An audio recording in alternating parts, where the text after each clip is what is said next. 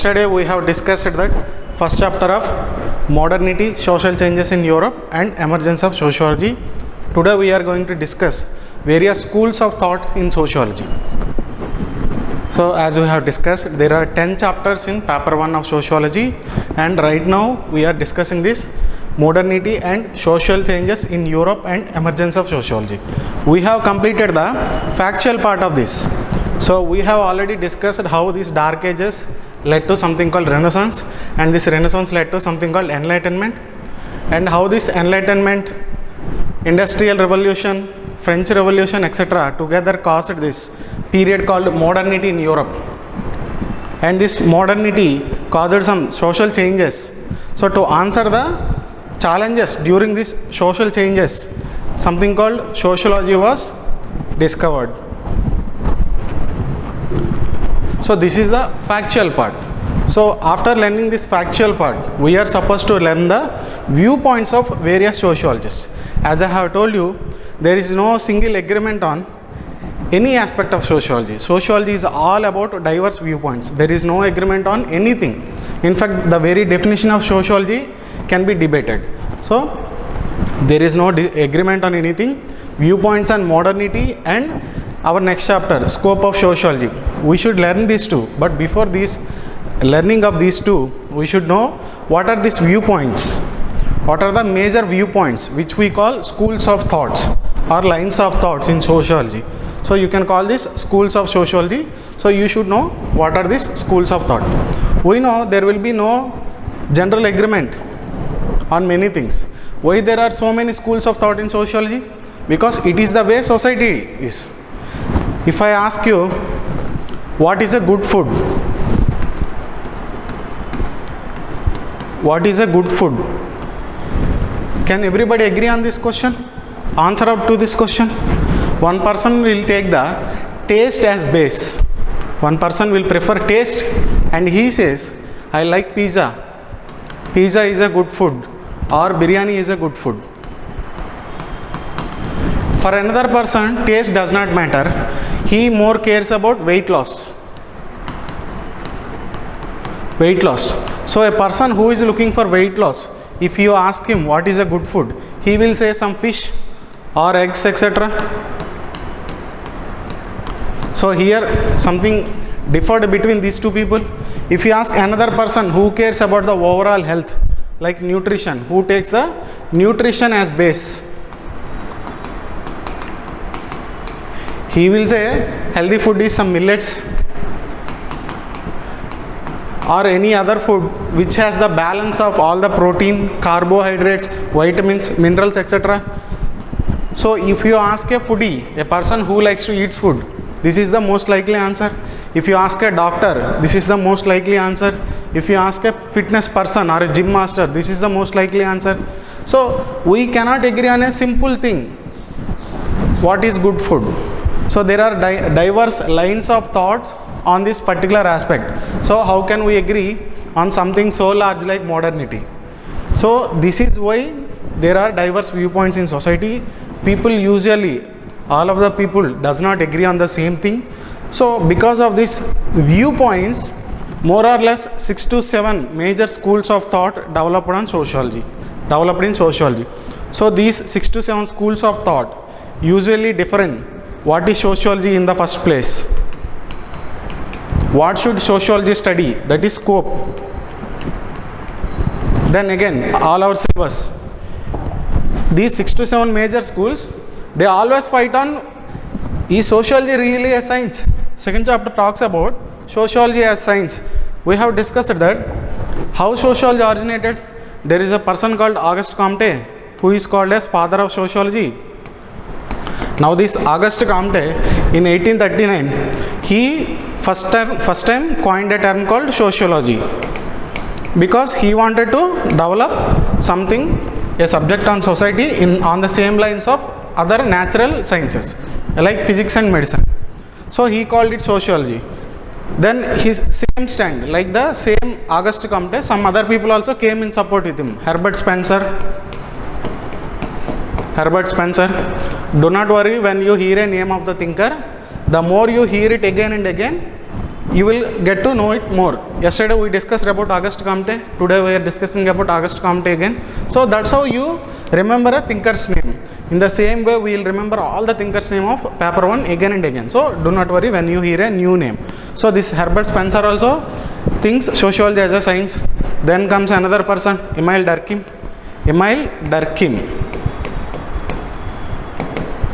So he also says yes, sociology is a science. But then some other people like Max Weber, a person called Max Weber, he comes, he says, how is a sociology a social science? You are assuming a rock which works in accordance with the laws of the physics is same as a human. If you throw a rock, you can predict its motion. There are something called Newton laws of motion. You can predict a planet's movement, or you can predict a simple stone's movement. But if I hit a person, will he hit back? If a baby hits me, I don't hit back because I know baby is incapable of thinking. That baby unintentionally or accidentally hit me. So even hitting me by a baby, I see it as a cute one. So I don't retaliate. I don't hit back. If it is my relative, spouse or my parent, first I will ask, why did you hit me? Because I like that particular person, I would like to hear an explanation. If I don't like that person or I am in a very angry mood, I may immediately hit back. Without asking anything, I may immediately hit back. My reaction is not predictable because I have something called consciousness. I am intelligent being, intelligent species. Humans are intelligent species. So they are not same as the rocks. How can you apply the same science you are applying to the rock to the human? So there will be something different because of this consciousness. So this Max Weber says, sociology is not a strictly science. You can make it a science, but it is not strictly a science. Then comes some other people, they does not agree at all, calling sociology a science. Sociology is not a science at all. So there are some other lines of thought. This is how, whether sociology is science or not, there are different schools of thought. Again, same people. There is a broad pattern in this schools of thought. As I told you, it is not random. There are 6 to 7 schools of thought, which we will see in the next slide. These 6 to 7 people, same, their arguments will be always same with everything. If you ask them what is family, one person will show it positively, one school of thought will show it positively. Again, another school of thought will show it negatively. If you ask religion, the same person who has shown family in a positive light, who has highlighted the advantage of family, the same person will say religion is also a good thing. He will also highlight the positives of religion. The same person who criticized family will also criticize religion. So schools of thought is very easy to understand and remember because there is a pattern. If you see a person who criticizes things in general, he criticizes everything. He criticizes politics, he criticizes work, economy, he criticizes religion, he criticizes family, he criticizes social change. So there is a easily recognizable pattern among these schools of thought. Again, research methodologies, 3rd chapter. This is also of diverse viewpoints. What should I use? This is a research method. That means I can use interview, or I can use simple pamphlet questionnaire. It is called questionnaire. Or I can use a survey. These are called research methods. Which is the most appropriate research method in sociology? One school of thought says it is interview. One school of thought says it is questionnaire. So here also there is disagreement just because there are different viewpoints of what is sociology. They will differ on what is stratification, whether caste is good or not, whether race is good or not, whether rich, poor, this kind of system is good or not. Schools of thought disagree. They disagree what is best workplace, what is the economy and everything. Here also there are diverse viewpoints. How the economic sphere should be, how a workplace should be. Is it good or bad? Is it useful for a common man or it is only helpful for the rich people? Same for the politics, whether politics is for everyone or only for some elite people. Same, religion is a good thing or not, family is a good thing or not, social change is a good thing or not. All our 10 chapters revolves around the schools of thought. So first we have studied the factual part, how the sociology originated. Now we are supposed to know this, what is modernity and what are the viewpoints of various schools of thought. What are the various thinkers who belong to different schools of thought. tell about this modernity, whether they see it as good one or bad one. Again, these social changes, whether they are good or not. How did sociology emerge? Is it for helping people or is it to exploit people? Is it really a science or not? So, before studying all of these aspects, we should know the schools of thought. So, this is how they keep repeating again and again. So, don't worry if you don't know as of now. See, there is even special chapter on sociological thinkers. So, all of these thinkers belong to one or other school. All of these thinkers belong to one or other school. If you see Emile Durkheim, he is called functionalist. He belongs to one school called functionalist. This Karl Marx belongs to one school called Marxism. These two people again are functionalists. As I told you, Max Weber, he invents a new school called interpretivism. Mead, he belongs to a school called symbolic interpretism, symbolic interactionism. So there are different schools. We are supposed to study 40 thinkers who belong to different schools. It is not mandatory for every thinker to belong to a particular school. I may adopt one type of school of thought today. Tomorrow I may change my school of thought. There are 6 to 7 major ones. I may discover a new one. I may create a new school of thought today. A minor one which does not align with any of the 6 to 7 ones. But because of minor one, there are so many minor schools of thought. We do not usually read about minor schools of thought. We only read these major schools of thought. Then we read thinkers' names. Any thinker who contributed significantly. So we will read around 40 thinkers.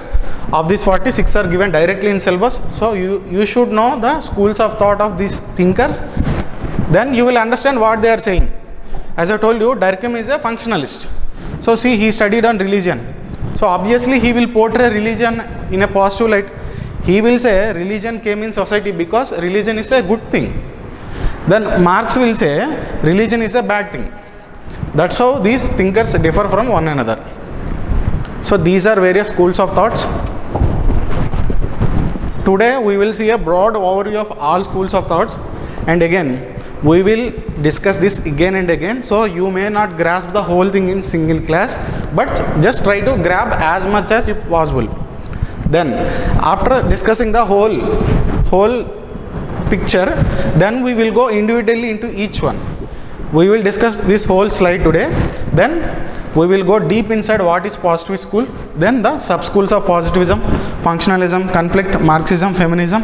Then we will discuss non-positivists. Then within the non-positivists we will discuss the sub schools of thoughts one by one in depth. Okay, this is the broad picture. Then we will go deeply inside. What is this positivism? What is this functionalism? What is the difference between functionalism and conflict theory? So this is how we will go deep inside, but first to focus on the broad picture, the bird's eye view. I will explain all of this with the example of religion. Let's take the example of religion and let me explain the whole thing.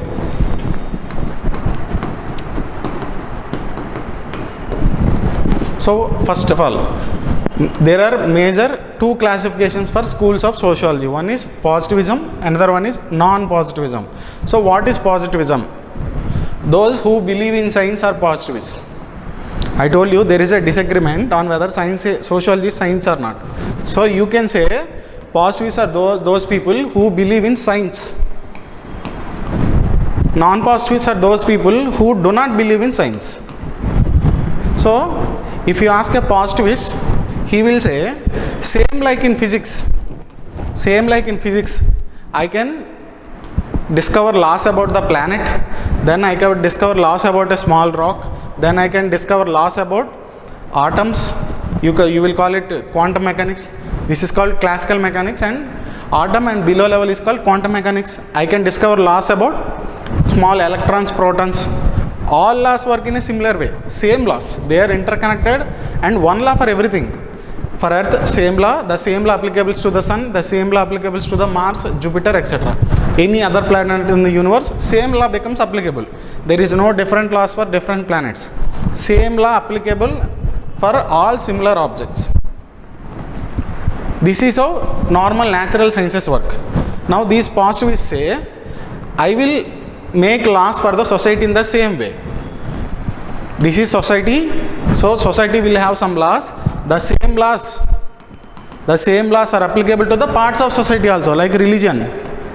So I will derive a law for religion which becomes applicable to all religion: Islam, Hinduism, Christianity, Judaism. Same law for all religion. No, there is no different law for different religion. Then I will create a law for family. It is same for families across the world. If I say families originated because of this, it is applicable to every family in the whole world. So one law becomes to one family, another law becomes to another family. It does not happen. One law for all the families. So this is how positivists behave. This is what positivists believe. So they believe in laws for everything. And I can also predict the person's behavior. Society, subpart of society, then the lowest part of the society, which is a single person, individual. I can predict the behavior of an individual because the same law I can apply to all the things. So this is what positivists believe. Within the positivists, there are functionalists and conflicts. Okay, as I told you, non-positivists does not believe in science. So they don't claim to create these laws which are applicable to everyone. They will say the law which applies to Hinduism, it may not apply to Islam, it may not apply to Christianity. So there is no universal scientific laws for everything. It may differ. So these people do not believe in science. These people believe in science, positivists. Within the positivism, functionalism and conflicting. So what is this functionalism? Everything in the name, see, functional. So for these people, everything has a function. Whatever is existing in society, everything has a function already. So they always see the positive side of the picture. They are too positive.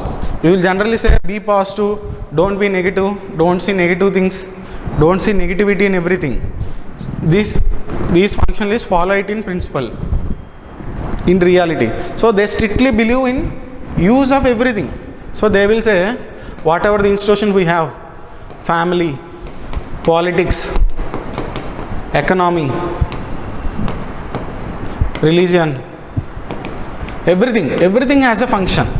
Everything has a function, everything has a use. If you take religion, what is the function of the religion? That means what is the use of the religion? So functionalists say religion gives peace to the mind of the person. Religion reduces the anxiety of the person. There are some functionalists, I will tell those names again and again. So first functionalist is Emile Durkheim. So these people are functionalists. You can say Emile Durkheim. And then there is Malinowski. So these are some functionalists. Emile Durkheim says he studies some tribes in Australia. He says that these tribal people, whenever they get together, they feel very happy. So to celebrate the togetherness, they want to come again because they are enjoying. Whenever they celebrate a festival, these people come together. And they like it. They like spending with each other. So they will every year come together and celebrate a festival. Slowly it becomes religion. So it is to celebrate the togetherness, the various society, the various social formation. Now Diwali is coming up. So how will we spend Diwali? We go to our families, we do some rituals together, we will cook food and eat together, we will have some quality time. Same festivals exist in all religions. So Durkheim says religion is to celebrate that our group, our society. So we want to be with society. When we are with other people, we feel happy compared to when we are alone. So when we are in company with others, we feel some effervescence. He calls it effervescence. We are elated. We feel happy. We like it. So we want to repeat it. We want to come back again. So every year there will be some festivals, people coming together again. So a religion will be formed around that festival. So that gathering, that is why religion has a function of social solidarity. That means it increases the bonds between people. It keeps people together. It brings order to the society. Religion is what keeps people together. Today we say Indian culture. What is Indian culture? If you take 1000 years back, there is no other religion except Hindu religion in India. So Hindi religion is what something held at the held the whole Indian society together. So Indian culture in the past held the whole society together, so it resulted in social solidarity. So social solidarity is the function of religion as per Emile Durkheim.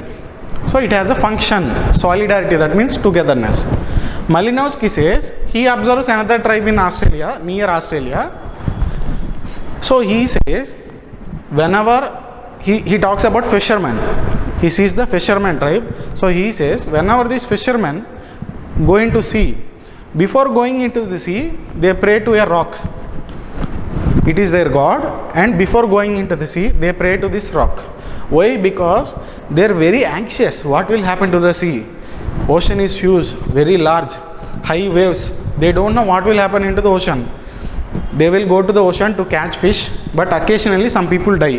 So they are very anxious about what happens on the sea. So they will pray to some god. God, please save us. I am going into the sea. Please bring me back safely.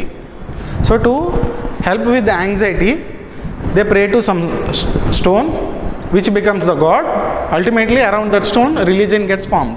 So Malinowski says religion has a function. It reduces the anxiety of the individual. So this is how functionalists see function in everything. Family has a function. Family raises people. Family feeds people. Family socializes the children. So functionalists see function in everything.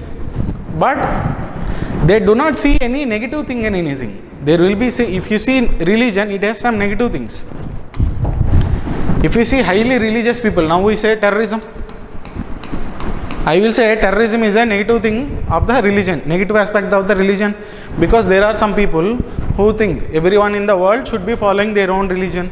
So they go into some other country where they follow different religion and they will bomb it. It is called terrorism. So terrorism is one of the negative aspect of the religion. So this functionalist does not see these kind of negative things. They don't see. They are too positive. They only focus on the function. And then there is conflict thinkers. They see only negative things. They don't see positive things. See, it is in the name, conflict. So what is this conflict?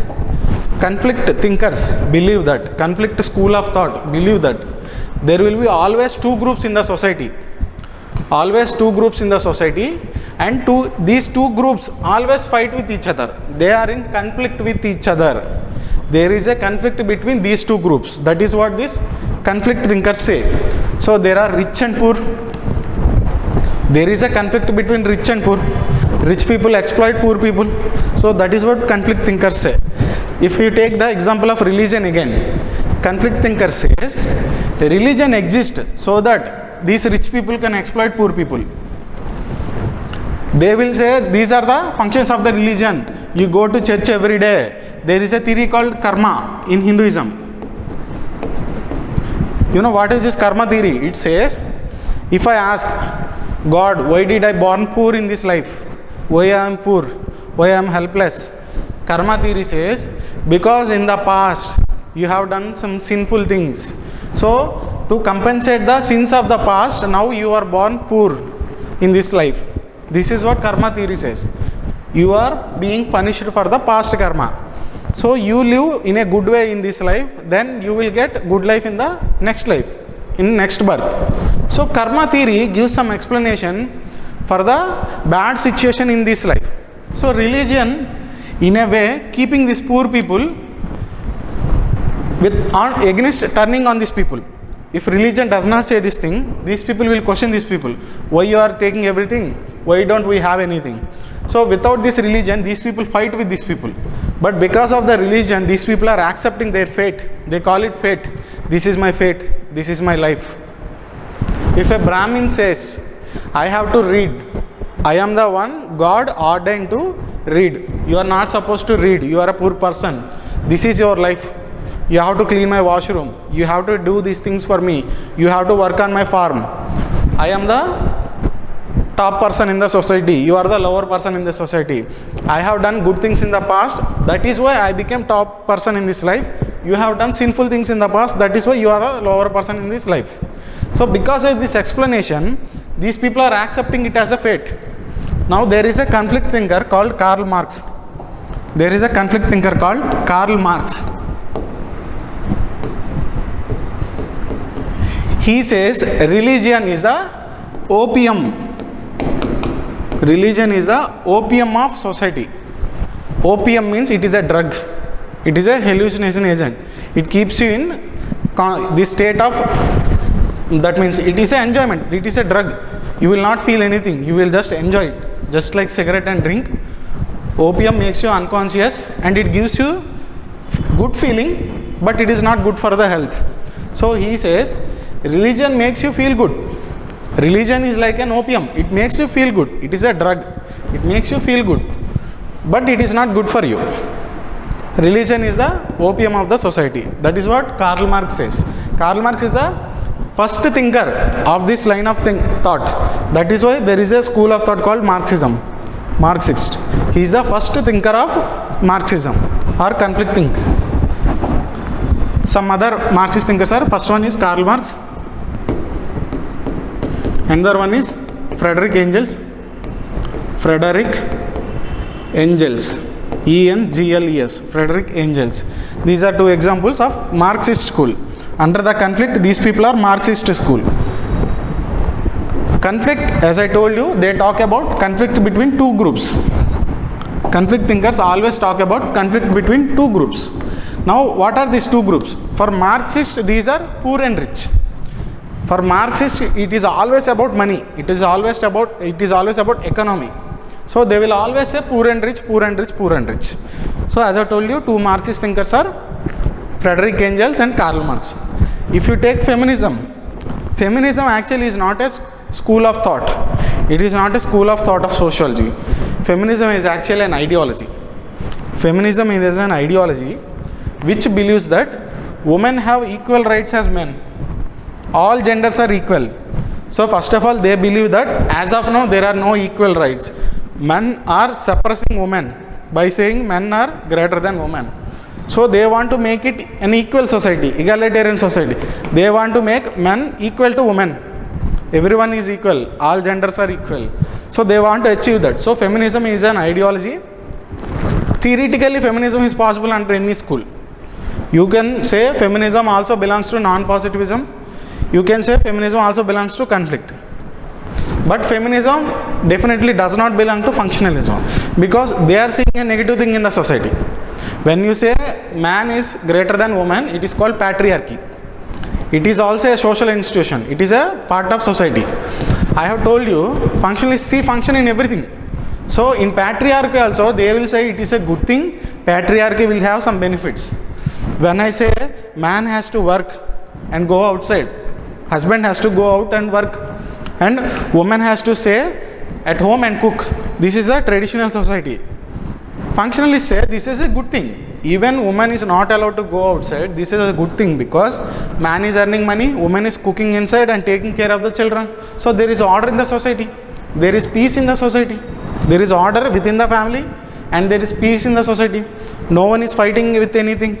Everyone is doing their work. So there is a function even for the patriarchy. But the problem comes, what if this woman wants to work? She can do more. You cannot say every woman is not intelligent and she is born only to cook. Some women are intelligent than others and they want to go outside. They are performing better than many men. So what if woman wants to go outside and work? Still this patriarchy is saying, no, you have to stay inside. They are not allowing those people who wants to go outside. So there comes the problem. That is why the stand of functionalist is against the ideology of feminism. So except functionalism, you can say feminist thinkers belong to any school. The way they write, it determines their school of thought. A feminist thinker can be conflict thinker. At the same time, a feminist thinker can be a postmodernist. It depends on the particular research of their particular person. The way they do their research, that determines the school of thought of that particular work. A feminist can be neo-Marxist, a feminist can be ethnomethodologist, a feminist can be phenomenologist. So it particularly depends on that particular feminist. So, but most of the majority of the feminist works directly comes under conflict work. Why? Because they also say, in the same way conflict people say, there is conflict between two groups. Majority of feminists say there is conflict between those who believe men are superior than women and those who believe men are equal to women. So between these two groups, it is not based on money. If you see, Marxist thinking is only based on money. They will say no male or female. There are only two groups. One is rich, one is poor.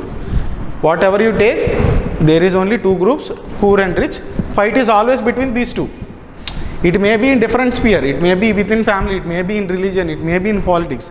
Ultimately, the fight becomes to the monetary terms, economic resources. But these people say it's not just about money. It is basically belongs to gender. It is a gender fight. These people believe in equality of genders and these people don't. So because of this ideological war, it is a conflict between two groups. So feminist thinkers under conflict ideology, conflict school of thought, they will say there is a conflict between people who believe in equality and people who don't. Some feminist thinkers are Anne Oakley. You will read about these people again and again. I am just naming it the first time. Anne Oakley and Sylvia Walby. Sylvia Walby. Just listen it. You will listen it again and again. Okay. So Anne Oakley and Sylvia Walby. So we have seen this positivist schools of thought. Now we have to go to non-positivist. Okay. First understand, see this term neo-Marxist. Neo-Marxist. So there are three sub-schools under non-positivism. First one is neo-Marxist. See, it is very close to this Marxism. It is sounding very close to Marxism. This is neo-Marxism, interpretivism, postmodernism. These are three broad schools under non-positivism. So who are these neo-Marxists? Neo means new. Neo means new. So they are not exactly Marxist. Why they are not exactly Marxist? Because Marxists, as you can see, they are positivists. But these people are Marxist, but they are not positivists. They do not believe in science. They do not believe in one reason for everything. Okay, so they are called neo-Marxists. Okay, they criticize science. They say sociology is not a strictly science. Sociology can differ. And they also say, I am accepting your argument that there are two groups in the society and there is fight between these two. But please don't always make it as a monetary term. If I take politicians, now two parties are fighting. Party 1, party 2. If these two parties are fighting, these people say, Marxists say, it is because of money. They are fighting for money. Ultimately, they want to gain power and they want to commit corruption. So whoever wins the election, they will gain more money. So that is why they are fighting. They may use religion. They may use religion. Many politicians give the call of religion. You are this religion, so to save your religion, you have to vote me. You belong to this particular caste. To save your caste, you have to vote me. So they use religion, caste, nationalism, etc. Many politicians use this. Nationalism, religion, caste, nationalism. Politicians do these things. Marxists say this is to ultimately to gain money, to stay rich. Rich people want to stay rich and they want to keep poor people in the poor category. So these people resort to these categories ultimately to gain that economic resources. What did this neo-Marxists say? No sir, it is not always about money. A politician might just want power. A politician might just want power. That's why he is using religion as a tool. He may not interested in money. He may already have money. Or he may want just he wants to he may want to do good to religion. He may use religion to gather power, or really he may be true. Whatever he is saying, it may be true. He may be really want to advance his religion. So there is a conflict between two categories. They use all of these ideological aspects, religion, family, etc. But it is not always about money. Other things may be involved. So these people believe in this conflict, but they don't believe that it is only about money. But Marxists say it is only about money. Also another difference is that these are positivists and these are non-positivists. They don't believe in science. So that is the difference between neo-Marxist and Marxist. Okay. So some of neo-Marxists are Horkheimer, Antonio Gramsci,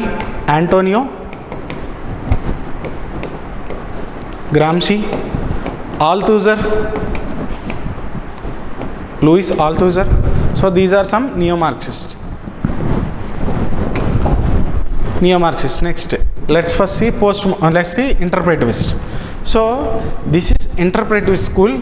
First time the concept of interpretivism was given by Max Weber. He is directly given in the syllabus. So first time this Max Weber came up with the concept called interpretivism.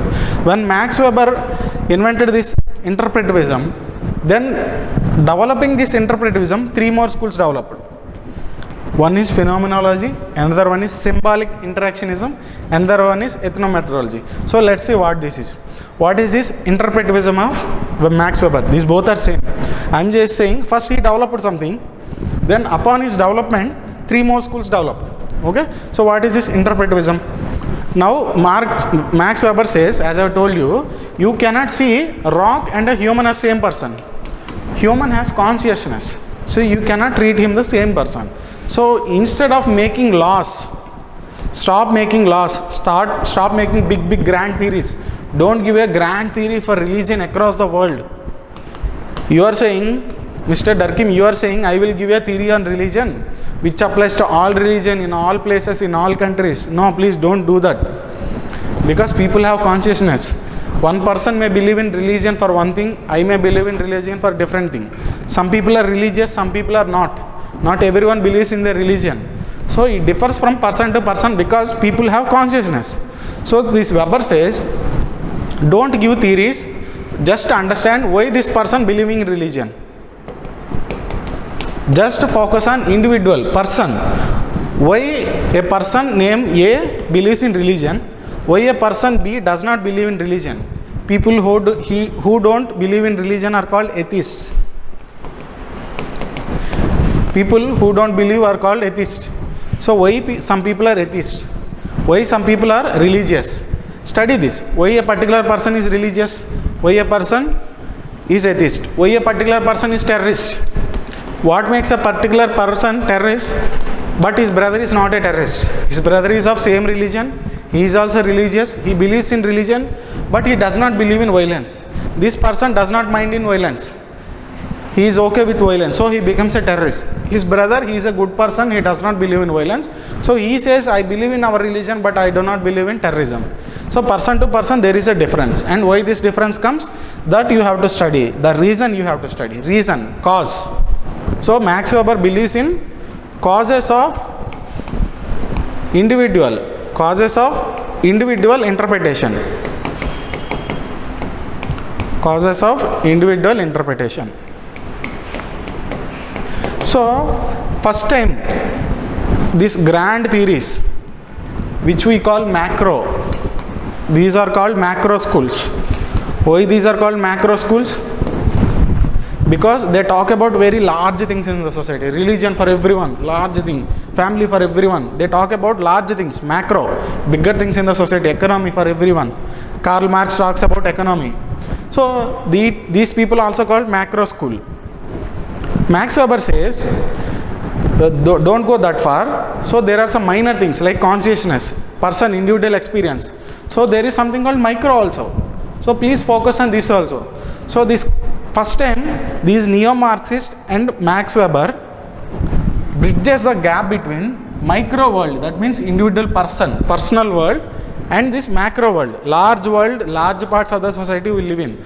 So these two schools, Marxist and Weberian, this is called Weberian school, or this is also called interpretivism. So these two schools are seen as somewhere between micro and macro. These three are micro schools. We will discuss. These talk about the particular person, smaller person. They don't make any generalizations about the whole society. They don't care about the religion everywhere in the world. They will care about what happening in a house. What is happening with a particular person. If you take Gandhiji, why Gandhiji is like that? Don't talk about anyone. Don't give any theories. Don't give any reasons. Just describe the person. These people focuses on that individual experiences. So this is macro, this is micro, this is called micro. Bridging this micro and macro, these people are in between. Weberian school and neo-Marxist school are between micro and macro. So this is macro and micro is one classification. Another classification is our classification, positivism and non-positivism. Okay. So we have done neo-Marxism, we have done Weberian school. Okay. If you talk about Weberian, so Max Weber is directly belongs to his Weberian school, Max Weber, and there is another person called Andre Bethe. Andre Bethe. We will write Bethelle, Beteille, but we will read Andre Bethe. He is also aligns with this Weberian school. Next, phenomenology. What is this phenomenology? Phenomenology means phenomena, study of phenomena. Phenomenology, study of phenomena.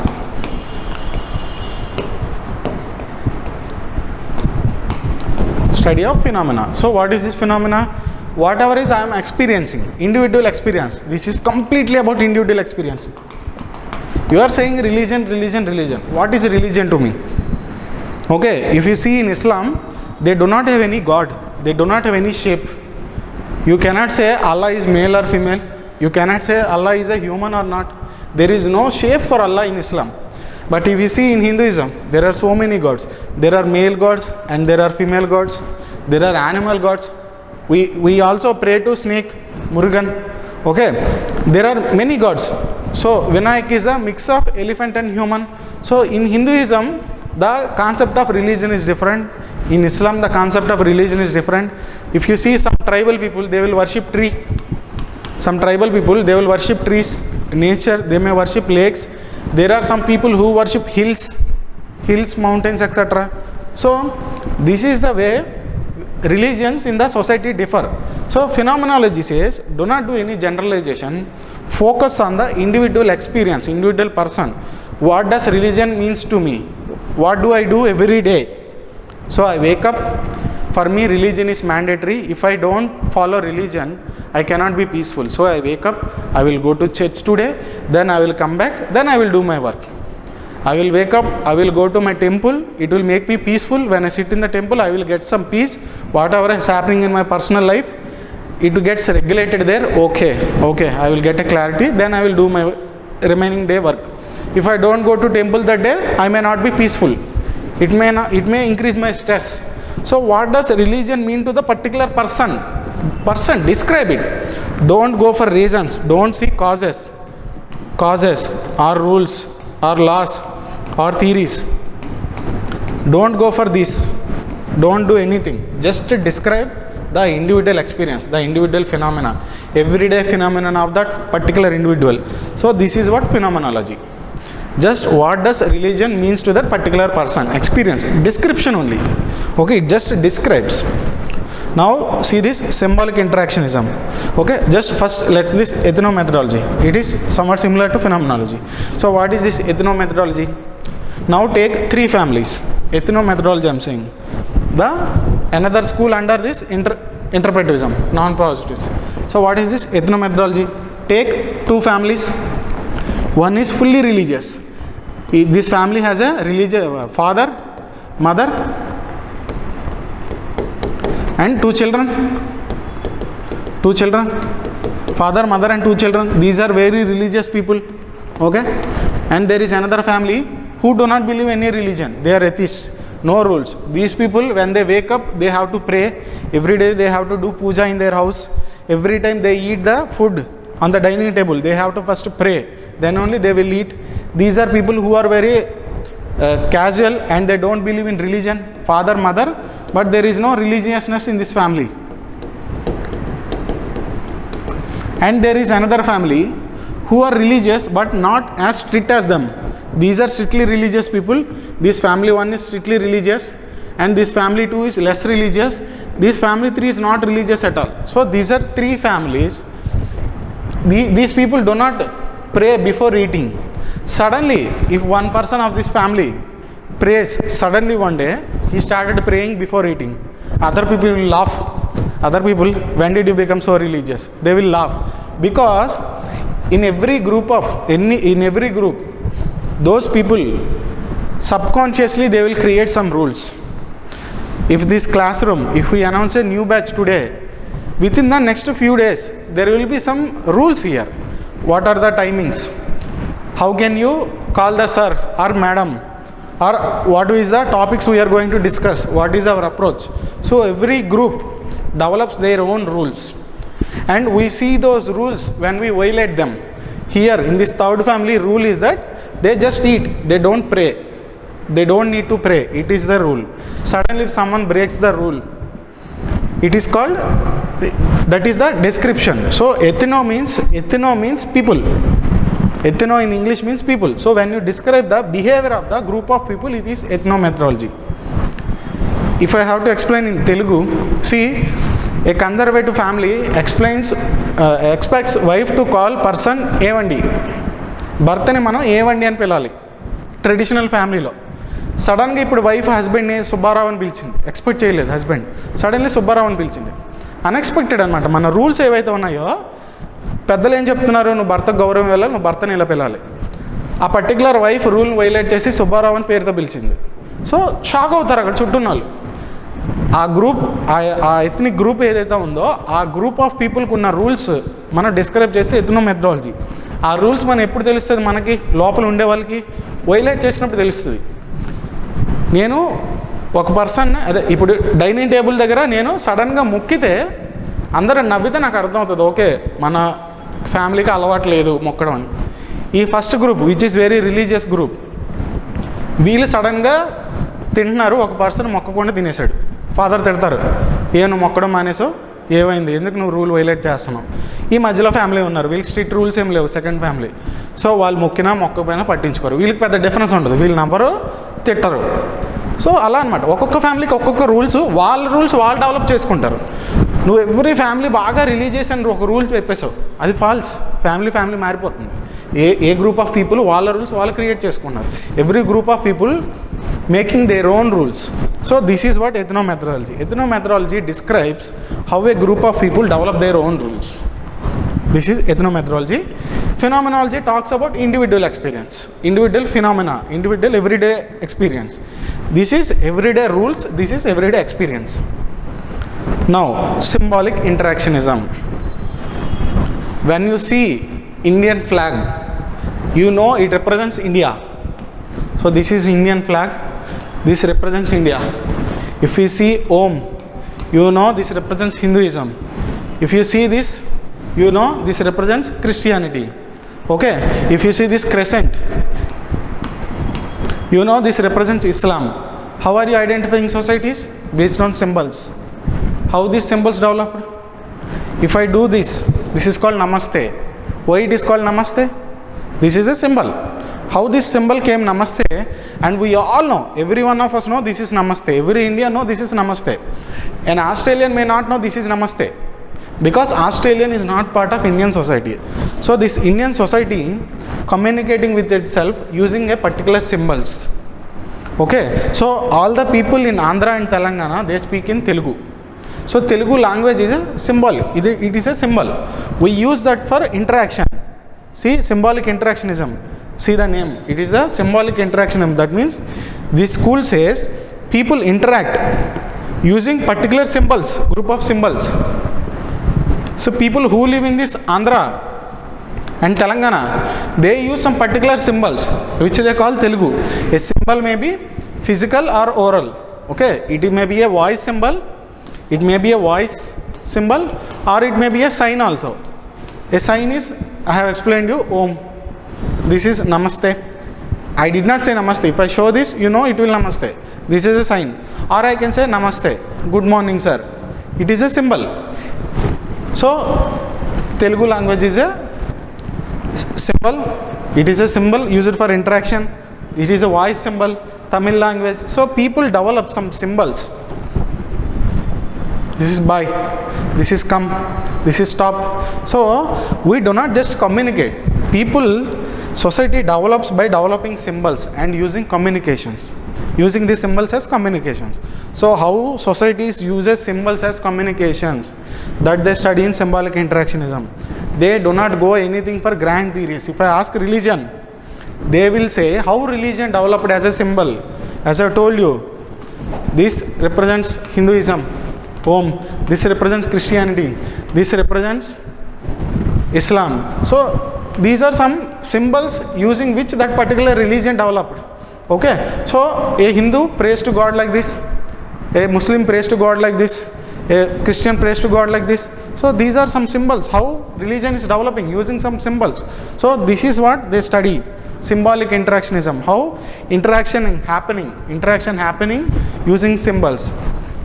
They do not also believe in science. They also don't believe sociology as a science. So they also focus on individual things, personal things, smaller things, micro things. They don't go for grand theories. Durkheim gives a grand theory about religion. Karl Marx gives a grand theory about economy. These people do not give any grand theories. They just describe it. So this is that various schools of sociology.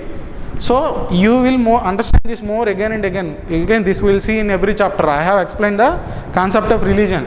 Same thing goes for family. Same thing goes for social change. Same thing goes for work. In paper 2 also, these kind of thinkers exist. Some Indian schools of thought will add. If you see in paper 2, you will read about something called Indology. Indology. This is a major school of thought in paper 2.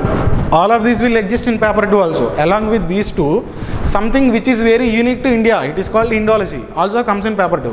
What is Indology? See the name. Study of India using text, ancient text.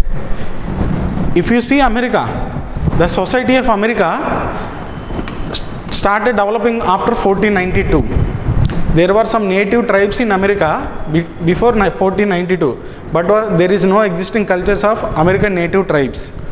Columbus discovered America in 1492, Columbus. Then suddenly Europeans went to America. Now the older culture of America, people don't know. When you think of America right now, you will think of white people, ultra-modern people, very advanced people. Those people are not native Americans. They are Europeans who traveled to US from 15th, 16th century. So America does not have an older culture. That's my point. Whatever the American culture you are seeing, it is from 15th, 16th century. Again, if you take the case of Egypt, Egypt has very old culture. Egypt has very old culture. But they do not follow it now. Whatever the culture of Europe, ancient Egypt, whatever the ancient culture of Egypt, they have forgotten it. Now those people became Muslims. Mostly Muslims. Their culture mostly disappeared by 21st century. But how India is different? The culture which existed in 2500 BC is surviving still in India. There are many texts in India. If you see Ardhashastra, we have seen something called Ardhashastra in India. It is written in 3rd century BC. 3rd century BC. That means almost 2300 years earlier. 2300 years before our current times. Still that book exists. We see connection between the society in 3rd century BC and society in the 21st century. So in India there is a continuity. You can read this old book and you can understand how the present caste system developed. As I told you, there is a book called Manu Smriti. Manu Smriti. In this book, Manu has talked about how society should be, how caste system should be, how man and woman should be. The same thing continuing till now. Manu talked as man is greater than woman.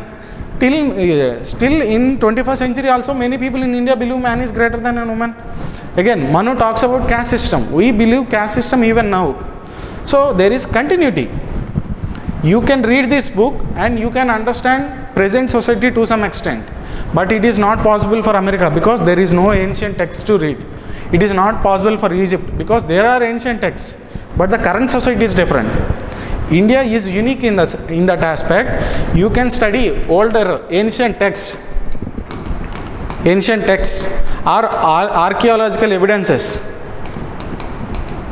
Archaeological evidences. We discovered Harappan civilization. Okay, in Harappan civilization, one seal we have found. It is called Proto-Shiva. Proto-Shiva seal in Harappan. You will read about in ancient history.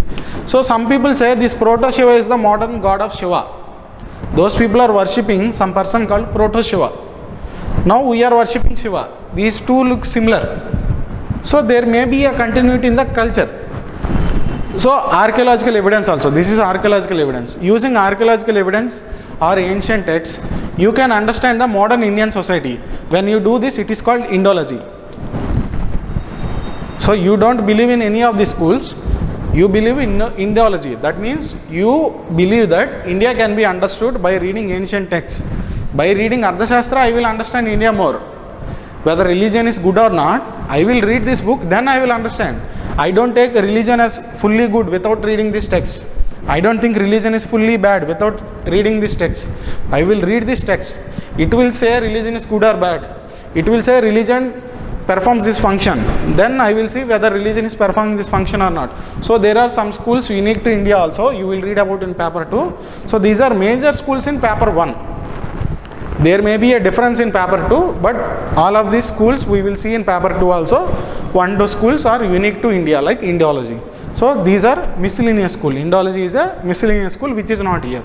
There may be some hybrid sociologist. What is hybrid? Hybrid means when you mix 2 or 3 schools.